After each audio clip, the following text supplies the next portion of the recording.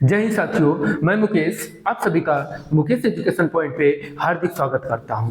मैं आज इस वीडियो के माध्यम से भारत के कुछ मुख्य अधिकारियों का जो मासिक वेतन होता है वो बताने की कोशिश कर रहा हूं। बाकी आप देखिए व्हाइट बोर्ड पे मैंने लिख दिया है, इसके माध्यम से मैं आपको बता रहा हूं। देखिए पहले नंबर पे मैंने लिखा है राष्ट्रपति। राष्ट्रपति का जो वेतन होता है वो एक माह का 5 लाख होता है। फिर बारी आती है उपराष्ट्रपति। उपराष्ट्रपति का जो मासिक वेतन होता है वो होता है 4 लाख। फिर बारी आती है लोकसभा अध्यक्ष। जो लोकसभा का अध्यक्ष होता है उसका मासिक वेतन 4 लाख होता है। फिर राज्यपाल जो होता है उसका मासिक वेतन 3.5 लाख यानी 3.5 लाख होता है। फिर बारी आती है महान्यायवादी। महान्यायवादी का जो मासिक वेतन है वो है 2.5 लाख।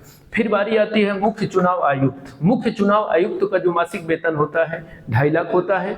फिर नियंत्रक एवं महालेखा परीक्षक का जो मासिक वेतन होता है वो होता है 2.5 लाख। अर्थात हम कह सकते हैं कि जो हमारे ये 3 लोग हैं, कौन कौन? महान्यायवादी, मुख्य चुनाव आयुक्त, नियंत्रक एवं महालेखा परीक्षक का जो होता है मासिक वेतन वो होता है 2.5 लाख। फिर इधर देख लेते हैं, इधर भी कुछ लोग का नाम लिखा है। हम लोग देखते हैं कि हमारे में न्यायपालिका 2 प्रकार की होती है, एक होता है सर्वोच्च न्यायालय, एक होता है उच्च न्यायालय। जो सर्वोच्च न्यायालय होता है तो सर्वोच्च न्यायालय का जो मुख्य न्यायाधीश होता है उसका वेतन होता है 2,80,000। फिर आती है बारी सर्वोच्च न्यायालय के अन्य न्यायाधीश। अभी मैं इसको भी बात बता दूंगा, लेकिन इसको देख लीजिए पहले। सर्वोच्च न्यायालय के मुख्य न्यायाधीश का वेतन होता है 2,80,000। फिर बारी आती है सर्वोच्च न्यायालय के अन्य न्यायाधीश जो होते हैं उनका वेतन होता है 2.5 लाख अर्थात 2.5 लाख।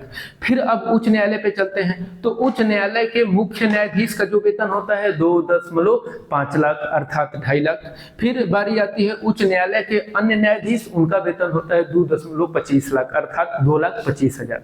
तो मैं इस वीडियो के माध्यम से मैं बताने की कोशिश किया कि कुछ मुख्य अधिकारी होते हैं उनका कितना मासिक वेतन होता है। तो जैसा कि आप लोग इस वीडियो के माध्यम से समझ गए होंगे, जैसे राष्ट्रपति का वेतन 5 लाख होता है, उपराष्ट्रपति का 4 लाख होता है, लोकसभा का अध्यक्ष का जो होता है वो 4 लाख होता है, राज्यपाल का 3.5 लाख होता है, महान्यायवादी का 2.5 लाख होता है, मुख्य चुनाव आयुक्त का 2.5 लाख होता है, परीक्षा नियंत्रक एवं महालेखा परीक्षा का 2.5 लाख होता है। फिर इधर बारी आती है तो सर्वोच्च न्यायालय के मुख्य न्यायाधीश का जो वेतन होता है 2.80 लाख होता है।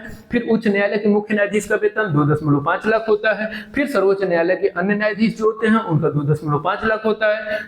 फिर उच्च न्यायालय के मुख्य न्यायाधीश का वेतन 2.25 लाख होता है। तो इस वीडियो के माध्यम से मैं बताने की कोशिश किया। चलिए वीडियो को यहीं पे बंद करते हैं। धन्यवाद।